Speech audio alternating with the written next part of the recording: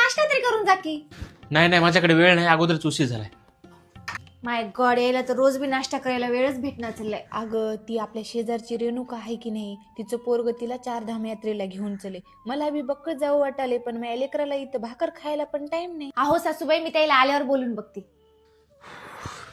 अहो सासूबाई म्हणलेले की त्याला 4 धाम यात्रेला जायचे. होय बाई, माझी बी इच्छा आहे बाबाला फिरवायची, पण काय करावं, माझ्या सुट्ट्याच मॅनेज होण्यात, पैसा आहे पण वेळ नाही. अहो मग आपण त्यांना सफरकार्ड टूर्स यांच्यासोबत पाठवू ना. हो, पण ते यायची काळजी घेतील का?